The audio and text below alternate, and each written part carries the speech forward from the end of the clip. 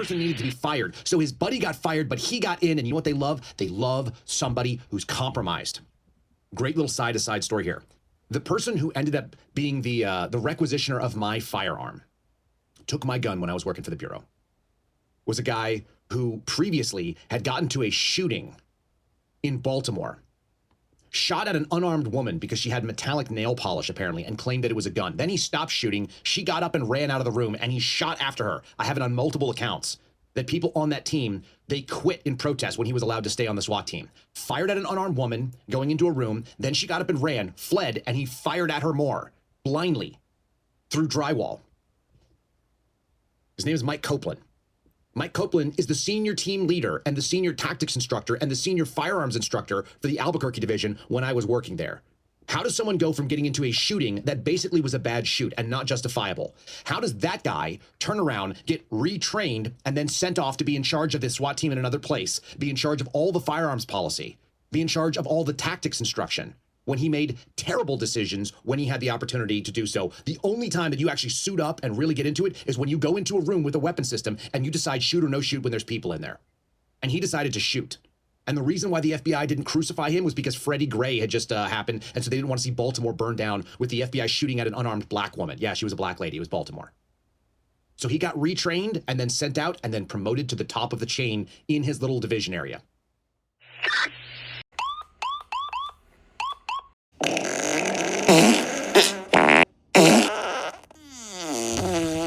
What's up, folks, and welcome to another episode of the Shot Podcast with DP.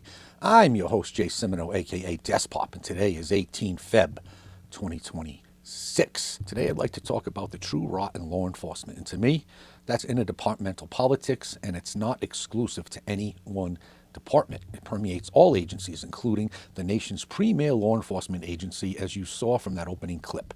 The feds are not immune. In fact, they possibly could be the worst perpetrators. And why should this be at the forefront of public dialogue? Well, to me, it directly leads to poor policing and piss-poor relations between street cops and the public they serve. It leads to what I call burnout within the ranks, and that directly affects the civilian population. I saw something that most, if not all, civilians didn't observe in the George Floyd suicide. I saw burnout.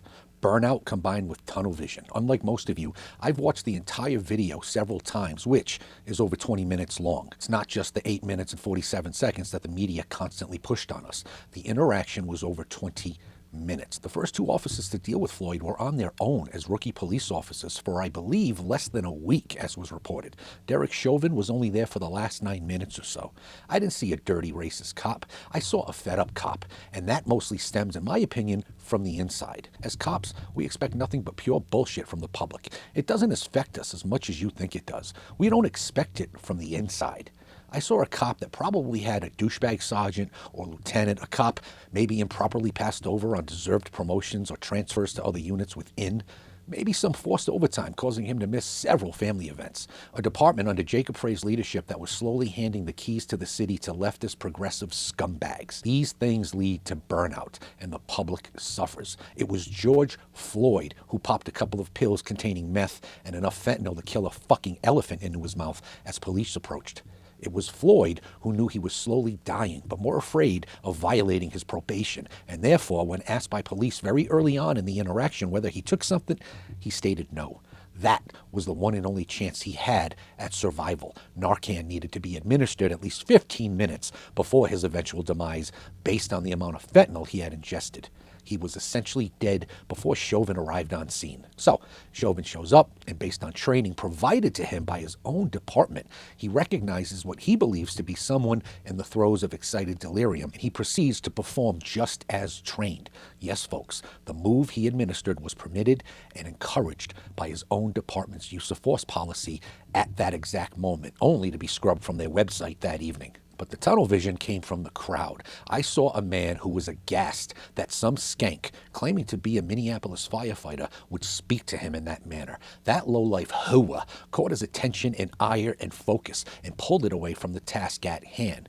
When one of those rookies said to him, "I don't think we're supposed to do that," he ignored him. When the other rookie said, "I don't think he's breathing," Chauvin kept Floyd pinned for 4.5 more minutes. He seemed to relish in pissing off that fat-ass firefighter skank. I could see it in his face. Burnout.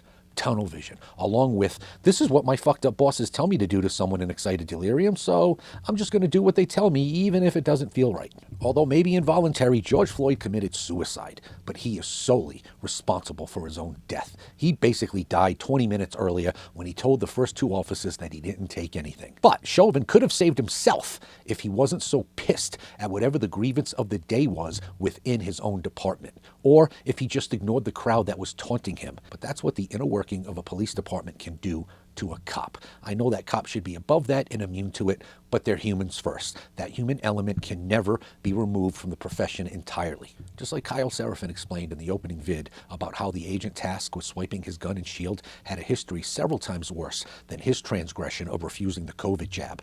Something similar happened to me. The incident that almost cost me my life and career occurred on Christmas Eve, 2006, but it began long before that. My dad was on the job, and around 2002-ish, our infamous mayor, Buddy Cianci, was sent to prison for the second time, forcing him out of office. He was replaced by someone infinitely more despicable, David Cicilline, who would later become a U.S. congressman. Cicilline was a defense attorney by trade and made it his practice to target my police department for most of his career. When he won the mayor's seat, he had one mission above all else: to destroy my PD from the inside. So, he announces a public search for a new police chief, although it was decided long before he took office. He chose a scumbag who, I hope you're sitting down for this, was never an actual cop. The dude was also an attorney by trade. His name is Dean Esserman, and he was a prosecutor in a New York City DA's office attached to the NYPD Internal Affairs Division. His career was built on sending cops to prison. He was Cicilline's dream choice as a progressive mayor, and he instructed him to tear the department apart. And the residents of the city suffered for it. Although Esserman gets credit from that blue cesspool and its residents for jamming up cops in droves, no one ever wonders why so many cops behave so improperly under his leadership. Well, I just explained it to you. It was burnout. Morale was destroyed. A teams and B teams were formed. He overlooked clear crimes and policy violations by anyone who kissed the ring, but went after low-hanging fruit because leftist cunts equate cops disciplined and fired and worse, sent to prison, as some sort of sign of reform. It wasn't. It was sabotage. And just before my father retired, he and the chief butted heads, bitter enemies to this very day. My father was in the number 2 position before the chief came in, but he didn't plan on staying, having announced his retirement 2 years earlier. He had his last days counted down to the minute in order to hit his last pension bump. He already had a place chosen in Florida to retire to, and nothing was going to keep him in Providence. But this chief thought he could get him to leave sooner. That would have been a victory to him. But my dad just locked himself in his office and ignored him until his chosen final day. But they are true enemies. My father forced him to piss himself in front of a witness during their first official sit-down, and it was war from that moment on. So, 3 years after my father retired, I get attacked downtown while walking to my apartment, which was in the heart of the city. Police units show up, and when the lieutenant found out it was an officer involved, he followed policy and telephoned the chief. It was around 2 a.m., and the call went something like this: "Hey, chief, we got a guy off duty hurt real bad. He's on his way to the hospital right now, and it doesn't look good." The chief's response: "Okay, I'm on my way to the hospital.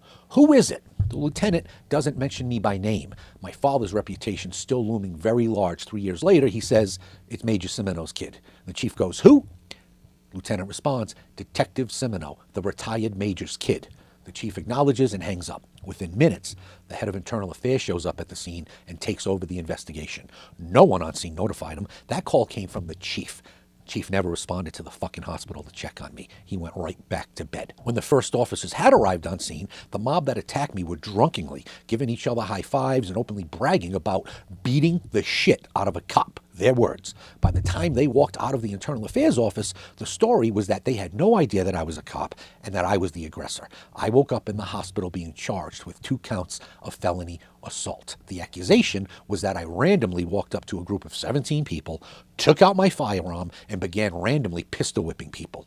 No one, by the way, had displayed any injuries consistent with being pistol whipped. I suffered a severe traumatic brain injury and was told I was lucky to be alive, and was later diagnosed with severe life-crippling PTSD.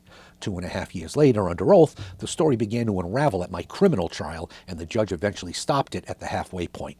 Disgusted, he threw the case out. It was that awful and clearly manufactured, all to get back at my father. While my family was elated with the victory, I was more enraged than I had ever been because I didn't get to put on my case. And my case involved putting the chief and his top minion, the head of IA, on the stand. You see, I had smuggled the entire case package from a different city involving the head of internal affairs that occurred years earlier. In that case, he was out one night, cocked out of his mind, and was out of gas. So he pulls into a gas station and gets out to pump while his wife decided to enter the store and purchase some lollipops. From outside, he sees some guy engaging with his wife in what he believed was a flirtatious manner. Enraged, he goes in and confronts the guy. Before long, they were rolling around on the floor. Then the fight spills outside, and you guessed it, he shoots the fucking guy, wounding him.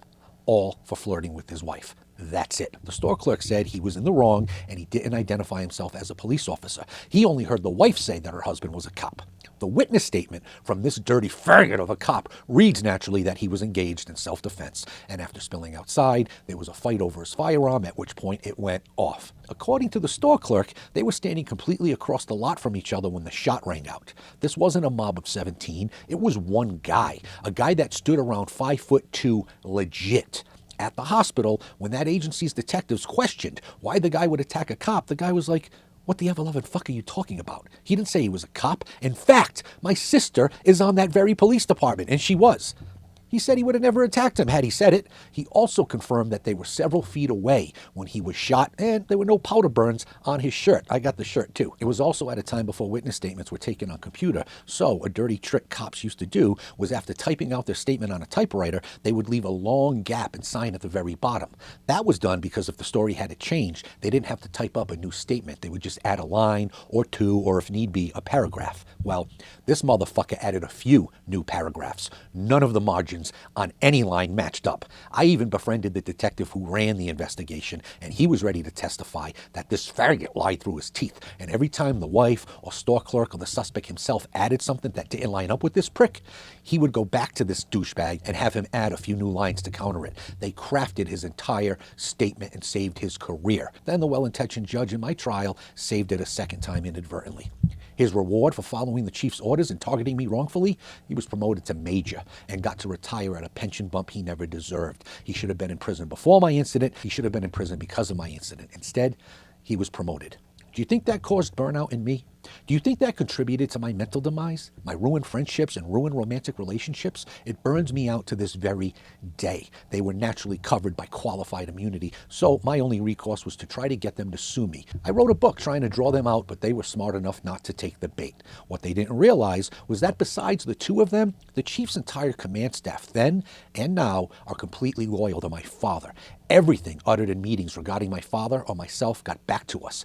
After my case was tossed, the chief immediately called an emergency meeting, and the topic was, should we welcome Jason back with open arms or bring him before a police Bill of Rights hearing and take his job from him? The fucking chief who directed this whole affair, but now knowing he was fucked, abstained from the vote. Instead, he put it all on the command staff. The first to speak was the IA faggot, and he insisted the judge was wrong and that he had me dead to rights. While every other member of the staff stood up and told them both to go fuck themselves. They had their crack at it, and for a judge to toss a case against a cop at summary judgment was monumental in proving my innocence. My tormentor had one last comment to add, though, and this was the first time I ever heard this phrase uttered. He goes, "That's fine. Sometimes the process is the punishment." He admitted right there that the torture he put me through was his victory. He got his promotion, just like the asshole who terminated Kyle was rewarded. So, from the Providence Police Department to Minneapolis PD to the Federal Bureau of Investigation and every agency in between, it's the internal politics, it's the inner rot and the burnout it causes that turns good cops sour. We know exactly what to expect from the public. It's what we never thought possible from the inside that does the most damage. And you and the public usually pay the price. So, as Brian O'Hara becomes the highest paid police chief in America, what kind of work product does his rank and file produce? Federal consent decrees have cleaned up how many police departments? Perth and Kalia have improved how many agencies? It's all politics, no matter where you look, that ruins good cops. It's time to pay attention, people, and know the enemy is not the man or woman in blue that shows up when you call. It's the layers and levels above them. Recognize it and call it out, or this cycle will never fucking end. End of rant. Now, let's move into the final call. On February 18th, 2024, for Police Officer Matthew Rouge and Police Officer Paul Elmstrand of the Burnsville PD, Minnesota, was shot and killed after responding to a domestic incident in the 12,600 block of 33rd Avenue at about 2 a.m. A man who was a convicted felon had taken several family members hostage, including 7 children, and barricaded himself inside the home. Officer Rouge, Officer Elmstrand, and 2 other officers had been negotiating inside the house with the man who claimed to be unarmed. After 3.5 hours of negotiation, the subject fired on the officers suddenly at 5:26 a.m. 2 officers returned fire, wounding the subject in the leg. While Officer Rouge and a Burnsville Police Department sergeant were exiting the home, they were struck a second time. Burnsville firefighter paramedic Adam Finseth was shot while he was trying to help the wounded officers to an armored vehicle. The man continued to shoot at officers from an upstairs window. Officer Rouge, Elmstrand, and paramedic Finseth were transported to Hennepin County Medical Center, where they succumbed to their wounds. The sergeant was treated and released. The man committed suicide and was found deceased in the home at about 10:15 a.m. The investigation revealed that the subject fired more than 100 rounds at the officers. The hostages were able to escape safely. Officer Rouge has served with the Burnsville Police Department for 4 years. He is survived by his parents and sister. Officer Elmstrand had served as a sworn officer with the Burnsville Police Department for 5 years and had previously served as a community service officer. He is survived by his wife and 2 young children. Also on this date, February 18th, 1909, Patrolman John Creedon of the Utica Police Department, New York, succumbed to a gunshot wound sustained 1 week earlier when he interrupted a burglary in progress while walking his beat. The burglary was taking place at a sporting goods store on Blandina Street. Although mortally wounded, Patrolman Creedon walked several blocks back to the police station and notified other officers of the incident. He was taken to St. Elizabeth's Hospital, where he died 8 days later. 2 suspects were arrested and convicted for Patrolman Creedon's murder. One of the men was executed in the electric chair at Sing Sing Prison on December 19th, 1916. The second suspect was sentenced to life. Patrolman Creedon had served with the Utica Police Department for several years. He was survived by his parents, brother, and 3 sisters. May all continue to rest in peace. And we'll end, as we always do, with the timeline cleanse. As always, to those of you out there struggling, remember to stop, breathe, survive. Later, bitches.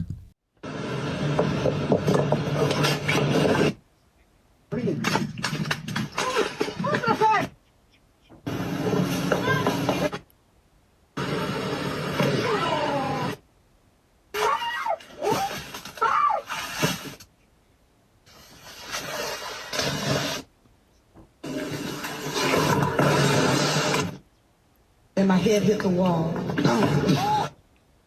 On peut. Ah, c'est superbe. Et on va...